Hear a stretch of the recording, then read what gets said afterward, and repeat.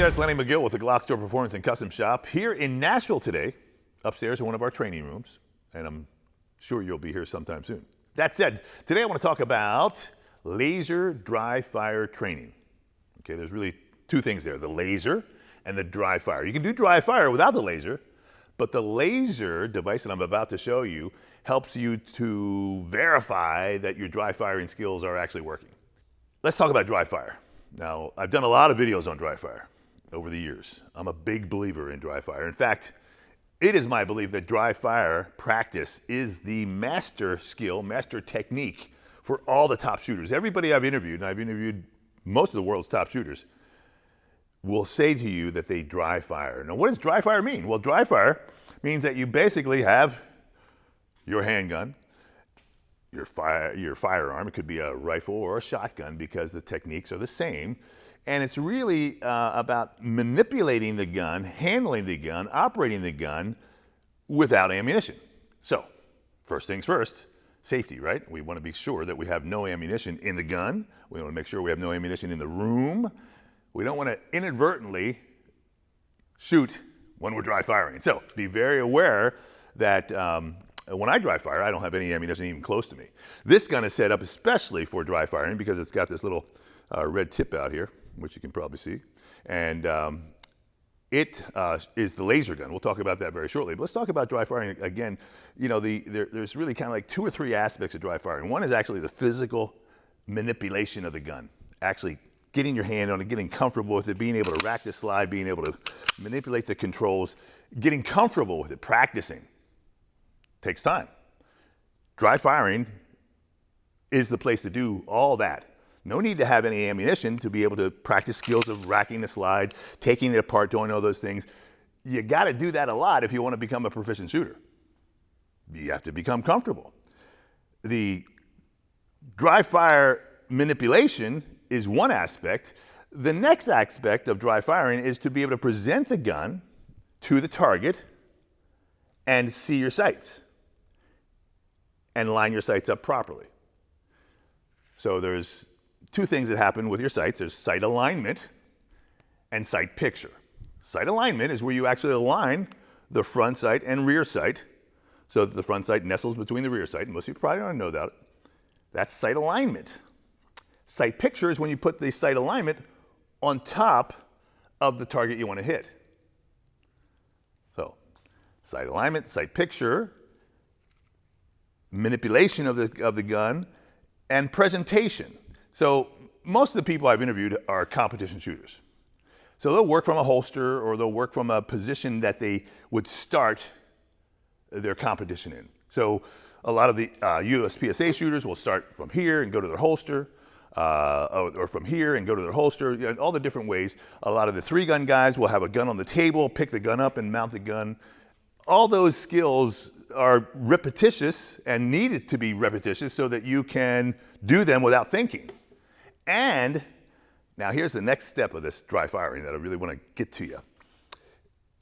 That as you pick up the gun or mount the gun or get the gun in your hand and you bring it up to the presentation, you learn through repetition that as you present the gun to the target, that the sights become pre-aligned.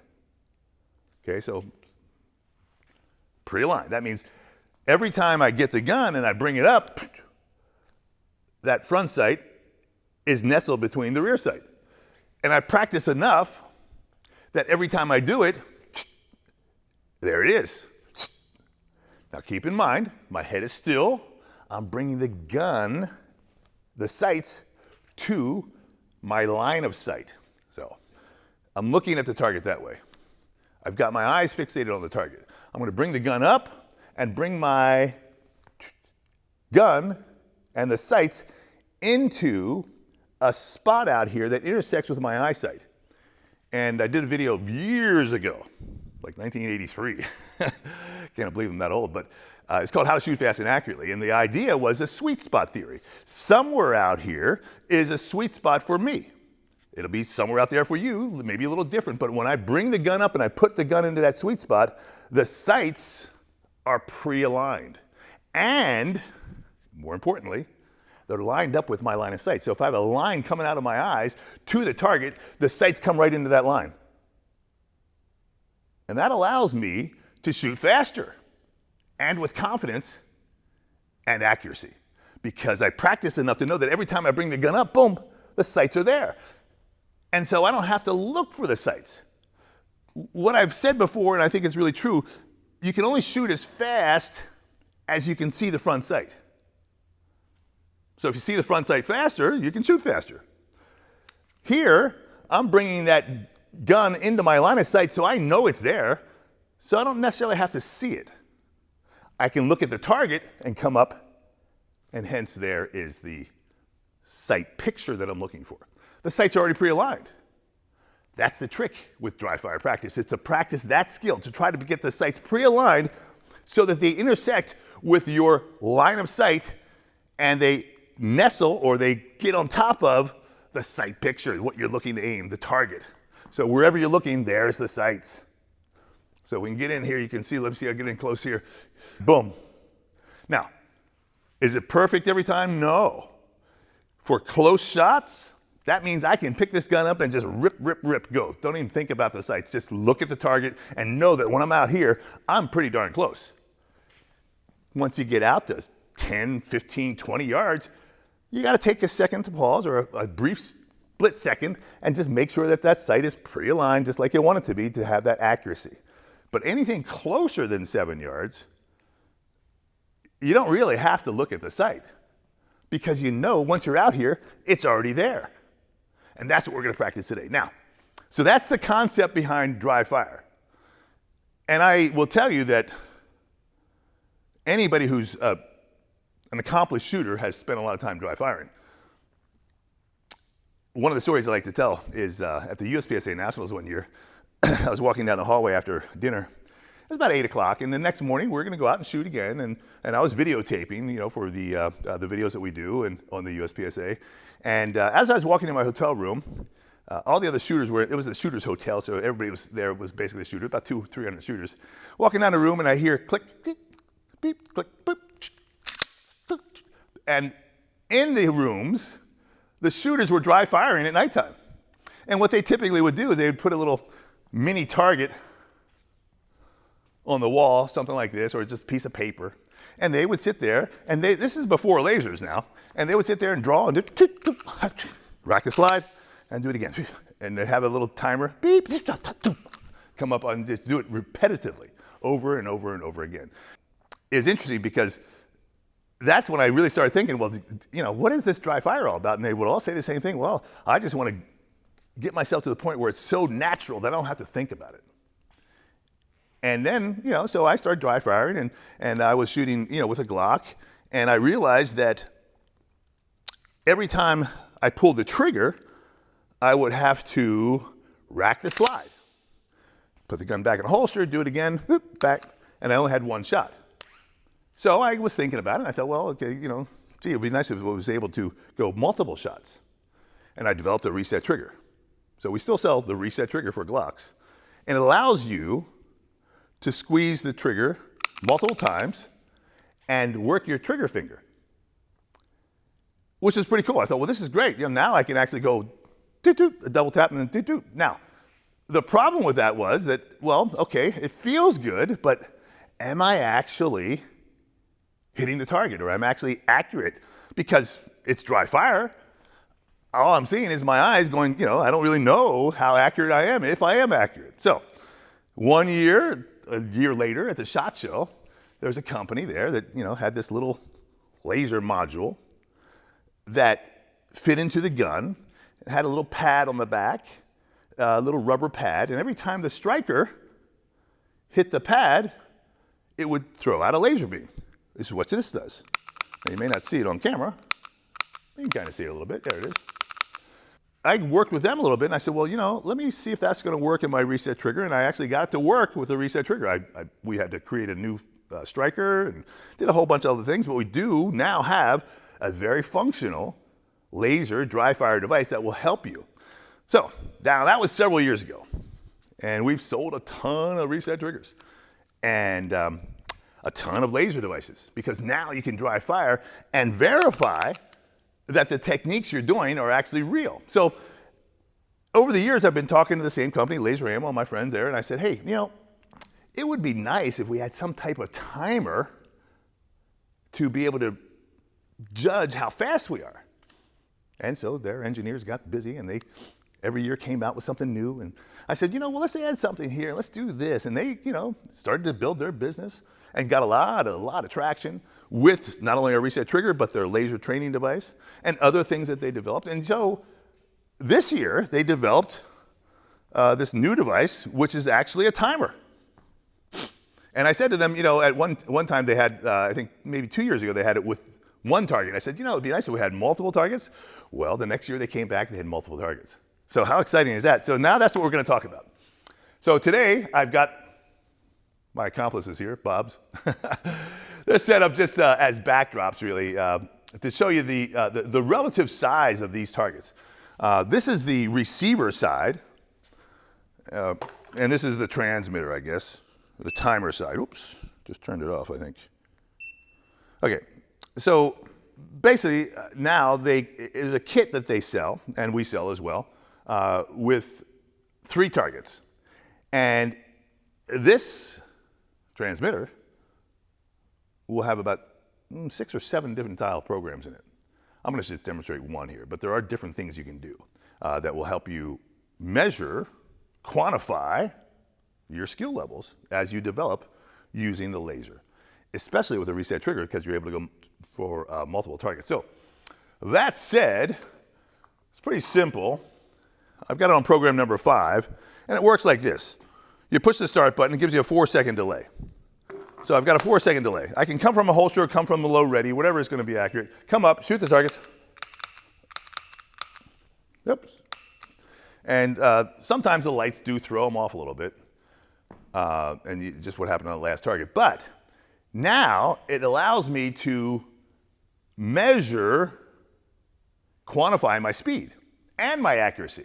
Now, what's cool about the laser is you can actually see it hit the target, whether it beeps or not, or whether it records the time or not. So the reset trigger with the laser alone is a great device, because you can put pieces of 8.5 by 11 paper all around the place, or you can cut them in half, make them smaller, put them even smaller, and you can actually draw and shoot, boom, one shot, boom, boom, and you'd be amazed how accurate you can become with this kind of practice. I mean, crazy accuracy. Just like, I will tell you this, that when I practice in my office at nighttime, and I'm just messing around, and I don't even have the timer going, I will get up and I will actually shoot at the doorknob, but I don't shoot just at the doorknob. I shoot at the keyhole, and I hit the keyhole 80, 90% of the times, and it just still blows my mind that I can just sit there and just snap shoot a keyhole. The light plates, where you switch your light on, about yay big with the two different buttons. Maybe it's 4x4. You can snap that all day long across the room, just with practice of being able to. And there's one across the way there. I just hit it, by the way. So just by getting yourself to the point where you're so used to squeezing the trigger when you get out, boom, and that you're looking at the target, and you're intently looking at the target because you're looking at the target, and as the gun comes up, you're going to hit the target. And so all of a sudden your confidence level goes way up. And what's really cool about this is all the skills you develop in dry fire, especially with this reset trigger going target to target, translate themselves to the live fire range. So let's go ahead and demonstrate this a little bit more. And I'll do a couple other drills that I like to see sometimes. So again, this is the transmitter. I'm going to push the button. Let's see if I can beat that time down here to under 2 seconds for these 6 shots on these 3 different targets. Now I'm close. I know a lot of people are going to say, wow, look how close you are. Well, yeah, I'm just, just demonstrating this thing. You can certainly get farther whack. And these do work, at 20 yards even. The laser works at 20 yards. But here, I'm practicing speed. And so if you want to be faster, you have to shoot faster. Just like if you want to run faster, you can't jog. okay? Because that doesn't do anything except to train you to run slow. If you want to run fast, you're going to sprint. So here we're going to shoot fast, we want to sprint. So I'm going to shoot as fast as I can, and I want it to be close because if I can't shoot fast here, I can't shoot fast back there. So for those of you looking at me saying, well, gosh, you're only 3 feet away. Well, it's, maybe 5 feet, okay? So, all right, here we go. So I'm just trying to practice my speed. And I got a 4-second delay, and let's see if we can get under 2. Whew. I hit 3 on that one there. So 1.76, not bad. The light is kind of interfering with this one here. I have to hit it 3 times to make it go. Let's see if I can do it again. Whew.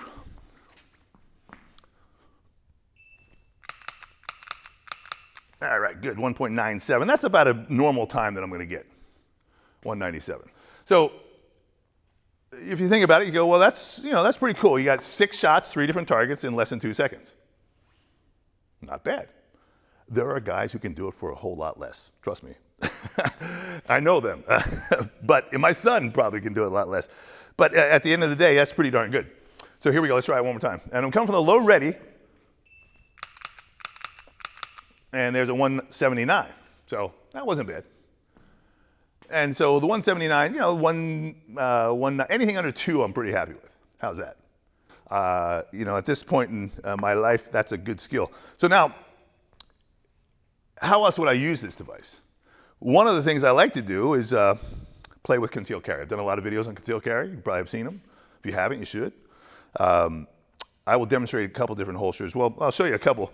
My 2 favorite holsters for a Glock 19 are on different spectrums. This is the Galco Royal Guard. We sell a ton of these. I call it the world's best holster because it is. This holster right here, as I stand right here, is about 30 years old. And it's horsehide. And because it's horsehide, it lasts forever.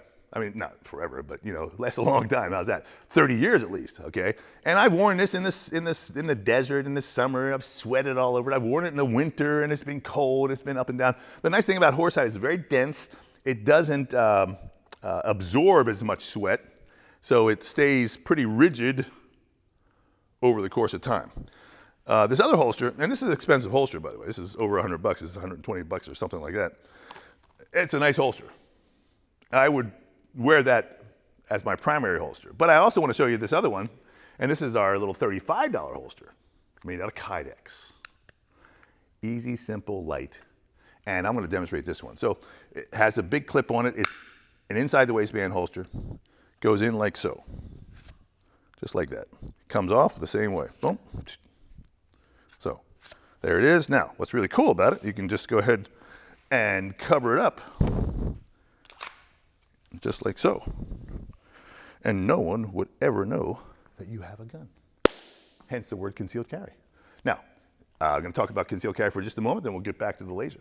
So when I practice concealed carry, and I do a lot because it's important to have some skill before you just start carrying a gun out in the real world. So if you're going to be shooting concealed carry, make sure you take the time to dry fire and to go through some draws so you don't fumble if anything ever happens.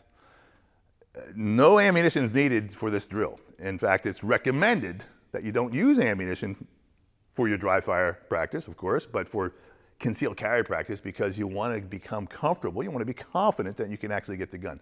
2 rules. 1, always get the clothing way out of the way.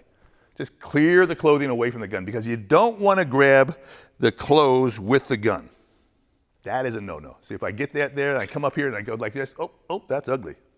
And what happens, the gun falls down on the ground and it looks really bad. There's a wire, by the way, that's not the vein. Okay, so first rule of thumb is to clear the clothes and get them totally out of the way. Second rule of thumb is to keep your finger off the trigger. So it's really important that you come up, keep your finger here, away, and come up with a way to get it out of the way. And it's always along the frame. The gun is designed for you to be here. It's very ergonomic. You have to train yourself to put your finger out here. Every time I see a shooter or a new person at a gun show who's kind of new to firearms, the first thing they do is pick the gun up like this. And I go, ooh, well, I try to be polite because you really don't want to do that. I actually did a whole video It's called Handgun Etiquette. You should watch that. It's really good. If I say so myself, but it actually talks about that in particular, because certain things you want to do, you really want to be aware of your trigger, especially in concealed carry, because the gun is so close to so many important parts of your body. So you don't want to have a mistake. So again, clear the clothes, bring up, and boom. We'll do it again. And boom. What's interesting, sometimes I'll actually, just keep my eyes kind of down, bring the gun up, and then look up and look, wow, those sights are right where I want them to be. So I'm looking at the camera, boom, boom, boom, boom, boom, and look at that. Basically right there. So that's the drill that I like to practice. I like to carry here in this appendix carry because the gun's close. A lot of people carry behind, which is fine. Just practice before you go to the range. If you have a concealed carry jacket or a shirt, or you have a holster on your hip, and you got to practice. Dry fire. All right, so for concealed carry, here's how I like to practice with the laser. Couple things to keep in mind. Concealed carry is really not about speed. It's very important you understand that. It's really about awareness and just having the gun with you. The speed factor, if you are in a confrontation and if I have a gun on top of you, I'm not going to be outdrawing you. I mean, that's just, if I have a gun hidden away, I know I've got it. And if I'm in a situation and there's a distraction, or you become, you think, okay, I'm not a threat anymore, and you turn your eyes, then I may be able to draw from concealment and engage. But, the bottom line is it's not about speed as much as it is about awareness. You want to be aware of your surroundings and have the gun in your hand before something happens. That said, I always like to practice my draw because it's kind of fun. And certainly competition shooters who are coming from a holster are going to want to practice that first shot and how fast is the first shot. So what I've got here right now is I've got this target set up. I turn the other two off. This one's set up to do just 2 shots, and I can review my shots. So I've got it set up where when I push the start button, it gives me a 4-second delay to get ready. And after that, I can engage the target. I'm going to shoot 2 shots. Then we're going to go back and review and see what the first shot was. That'll give me my time from holster to the first shot. Again, we're coming from concealment. I've got the appendix carry here with my $35 holster, and we're concealed. And so now, let's go ahead and get myself over here a little bit so you guys can see that. And I'll be right here. Let's move this guy a little closer because I'm really working on speed right now. How fast can I get out of the holster and hit the gun, hit the target? All right, here we go.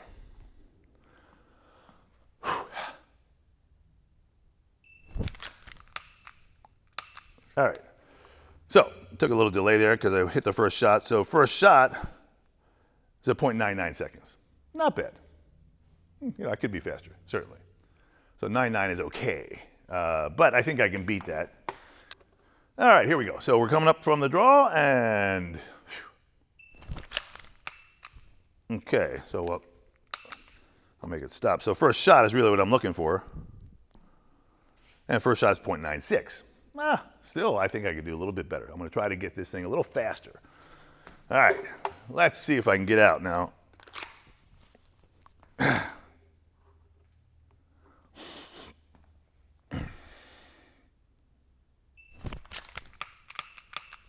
I missed the shot. I was certainly faster, but I missed the shot. So here we go. One more time.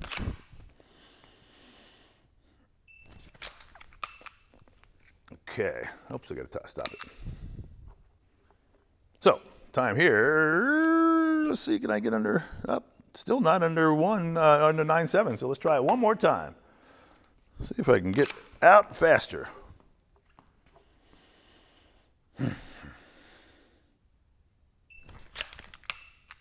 That wasn't bad. We'll see how that goes. Yeah, 0.93. So, what's interesting is the way this thing works, it gives you that quantitative time, and sometimes your mind plays tricks on you, and that's what's nice about this timer. Sometimes you do something, you think, oh, that was really fast. And you look at the time and go, well, it wasn't that as fast as I thought it was. And other times you do something that's kind of slower, and in your mind, but it was faster on the clock. So oftentimes, there's a saying that was said by Michael Plaxco. competition shooter from years ago. He said that speed is the economy of motion. Makes a lot of sense. So the less motion you have, the faster you can get to the target or to get to the gun and bring it up. So a lot of times, when you get geared up and you have a lot going on, it seems like you're fast, but you're not really fast. And when you use a timer, whether it be live fire or here, with the laser, you get to verify all those drills. Now, that said, let's go down into the range now. We've shown you the dry fire practice and some of the drills I like to do with this little device. That's really fantastic. And we'll see how we can do shooting 3 targets with live fire and see if we can get the same basic times. All right, we're finally in the range now. We did the laser training upstairs in our training room, and that seems like a year ago, but it's basically about 2 or 3 weeks. We've been busy building the facility here in Nashville. And as you can see, it's pretty spectacular. This is one of our large shooting rooms. You can see we don't shoot in lanes. I don't think that lanes are really that great. In fact, I think lane shooting is almost a bad habit after a while. You can certainly go there to test fire and work things out, but for tactical and practical shooting, it's really not a good idea just to shoot at one stationary target in one direction. Just, after a while that gets a little boring and it's not very practical. So here we shoot at multiple targets in multiple directions. Now this is a big room and I can put targets all over and I can move and run around, but for this video, we're just emulating what we did upstairs with the laser dry fire to get the same basic times, which is basically 6 shots on 3 different targets. And if I can do this in anything under 2 seconds, I'm really happy. 2.25 is okay. 2.50, I'm getting lazy. I should be able to do this in right around 2 seconds. So again, these ranges are designed and give us the flexibility to roll these targets around and do all kinds of target arrays. Here, I'm just demonstrating basically what I did upstairs on live fire. And again, the cool thing about laser dry fire is all the information that you gather, all the skills that you gather, all the movement, the physical skill of manipulating a handgun applies itself to the range here. So we're going to go ahead and demonstrate. We'll put our eyes and ears on. Now, as we, GlockStore, have gotten bigger and bigger in here in Nashville, we now have, this is kind of fun, our own GS Performance headsets. How cool is that? And we also have some GS Performance glasses too. So very cool stuff. So I'll go ahead and put my eyes on. You guys will do the same back there. Okay, everybody's all ready to go. I'm going to shoot a Glock 17 today because, well, that's what I have. It's got our pyramid trigger in it. And it's ready to go. We're going to shoot all close targets. Going to go 2 shots, boom, boom, boom, boom, boom, boom, and then get our time. Now, for those of you who are not familiar with the timer, remember upstairs we had a timer built into the laser target system. This is an independent timer. A couple different companies make them. We've had this one for years. These guys have been around for years, literally 20, 30 years. The timer is great. It's set up right now to have a random start. So I'll push the button on the side and randomly it'll beep. It gives me time to kind of get ready. So I'll push the button. Within 2 seconds it's going to go beep. Every time I shoot, the speaker microphone will pick up the shots and record a time when those shots were done. So just like upstairs, I had a time for the first shot and then the last shot. I'll have a time here for the same thing using this timer. And this nice thing about this random start is you can actually activate it yourself. It also has an instant start too, where if you're working with someone, you put the timer up next to them and stand by ready, beep, and it'll go off when you push the button instantly. So that said, let's see if I can do a couple runs here with this timer and do 6 shots right here on these 3 targets that are relatively close. And I know a lot of people say, wow, they're so close. Yes, they are close. They're close for a reason because we're just attempting to demonstrate and duplicate what we did upstairs. All right, here we go. I push the button and get ready to roll.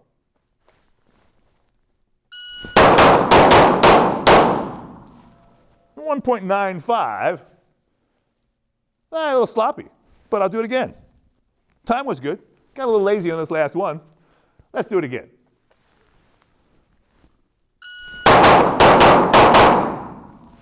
And 170 is a good time as well.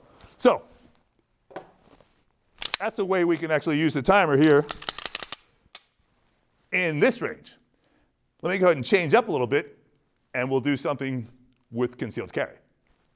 Okay, we're back now with a different drill. Remember upstairs we did some concealed carry.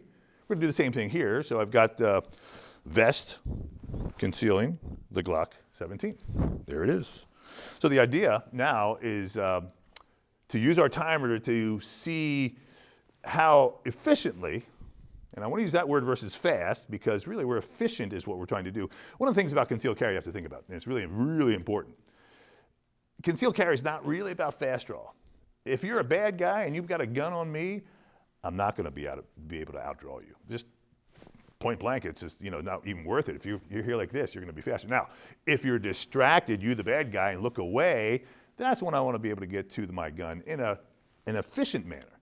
Fast, speed, is the economy of motion. So all I'm trying to do is be very economic with my moves. I don't want to be too much flashing around. I want to be very steady and smooth.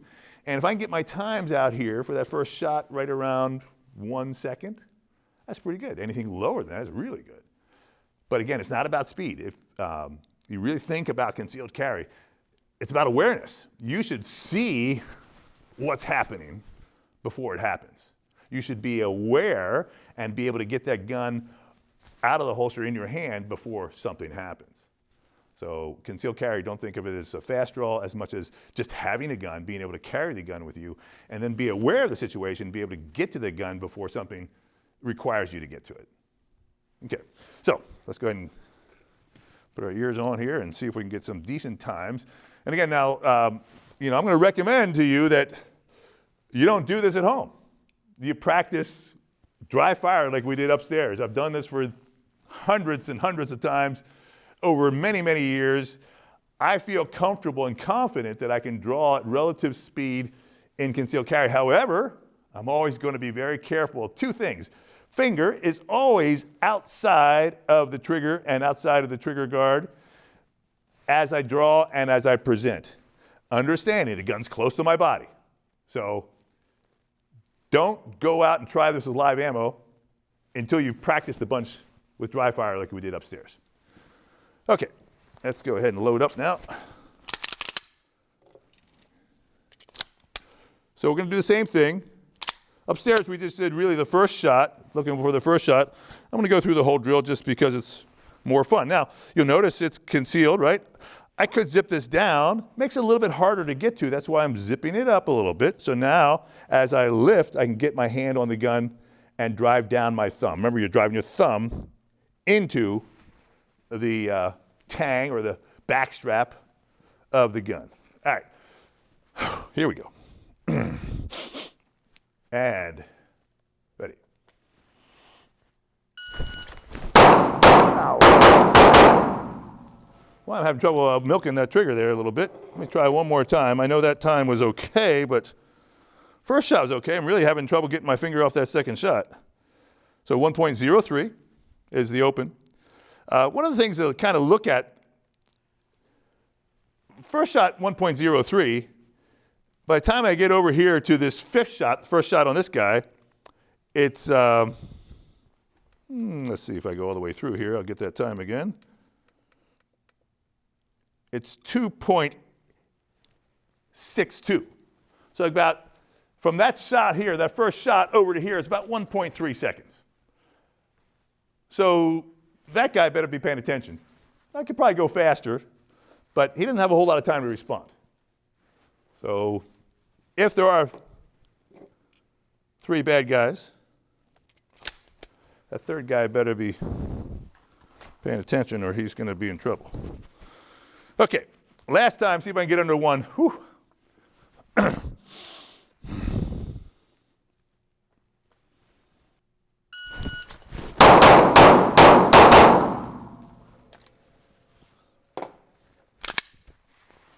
Still a little sloppy there, but not bad. 2.60 for all 6 shots. First shot's going to be 1.00. So not bad. I got to the 1. That's where I wanted to be. So now you can see that the dry fire manipulation of the gun comes into play right here at the live fire range, especially the presentation. Now, I will say, shooting is a perishable skill. Something if you want to be really good, you got to do it on a regular basis. I'm pretty happy with the times though. Overall, I think they're pretty good, and I hope you can see that this range and what we do here, at both in Nashville and in our San Diego range, is totally unique and totally different, and will allow you to become a better shooter for self-defense, competition, just about anything. And it's a whole bunch more fun than shooting down a lane. So, I'm Lenny Magill. Thank you for watching. Hope you learned something. Hope you had some fun just like I have. And we'll see you next time.